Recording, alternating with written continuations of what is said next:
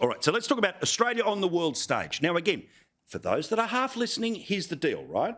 The Australian media got a reality check, right?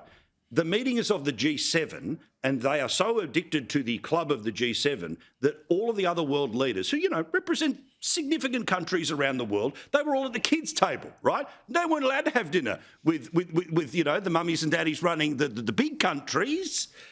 And, of course, we know that because of, yes, a global event, which looks like we'll know a lot more about in the next 24 hours, there is not this meeting that's going to take place between Albanese and Trump. And, again, if you're half listening, I say this to the people that spend all their time looking for a reason to build the caricature of me and Sky News and all the rest of it, right? Again, I want there to be a meeting. I hope that you can get one on the way down. You're in North America. I hope they can work out something into the future, right?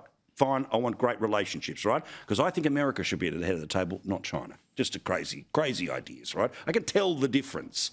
But, James, what does it say about Australia on the world stage that firstly we're at the kids' table with not insignificant countries, but the media just, it was their chance to get close to Orange Man. Now, I saw this with my own eyes when I was lucky enough to go see it all, and they just clamour, and because he lives in their head, and they write him into an Australian election and all the rest of it. It's the media that are more disappointed than the Prime Minister. Oh, yeah, but don't play this down. I think it is a kick in the guts to Albanese, and I think that Labor are trying to downplay this. Let's not forget Zelensky, who was supposed to meet with him on the sidelines of this G7 meeting. He's already met with him several times. Modi's met with him several times face-to-face. Who hasn't met with him? Anthony Albanese. But you can't go around slagging off the leader of the free world, the President of the United States, both in an election cycle and then on the other side of it, just at the press club last week. What was he doing? Again, slagging off the President, saying that, they won the 94 seats at this most recent election because of the fact that they didn't import different tactics from other countries. Well, we know what that meant. You called Peter Dutton the Timu Trump throughout the election campaign. Sorry, but you can't slag off the president and expect a sideline meeting. I never expected this to happen. We're a guest of the G7. We're not part of it. We're part of the G20.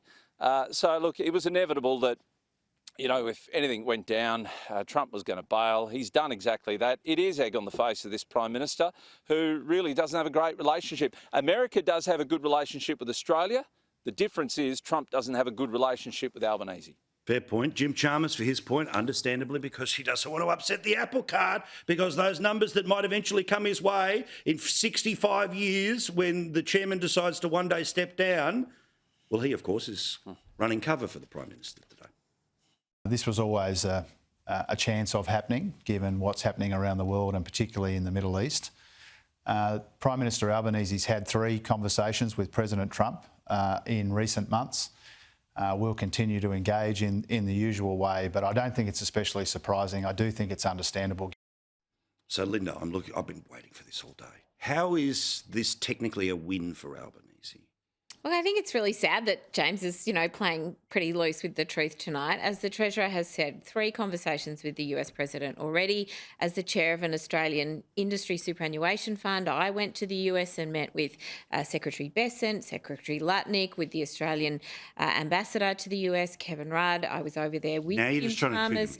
There's been extensive meetings between the current US administration and Australian business figures and the Australian government. But we know leader to leader. Anything other than that is not true. Not with the big man. Well, I don't know if you know, James, but government works not just surrounded by one person, but actually there's representatives all over the place in the House and the Senate that really do. Puts a lot of power Linda, there's a big difference between me picking the phone up to you and me wanting to meet with you as well. And that's what Trump's doing to the as the Treasurer has spelt out really clearly today.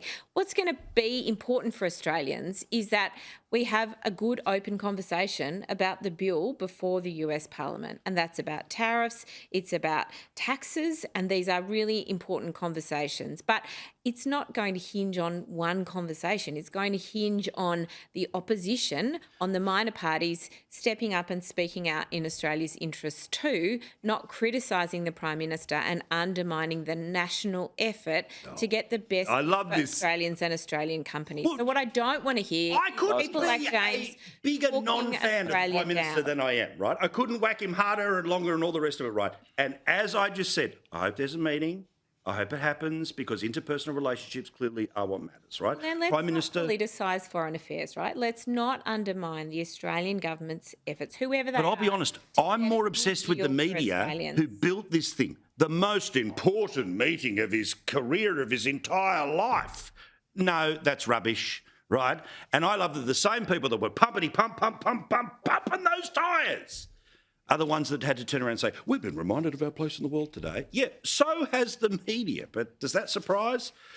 Anyway, no wonder I don't get many Christmas cards from my colleagues in and around the business. All right, well, I'm here for you, not for them.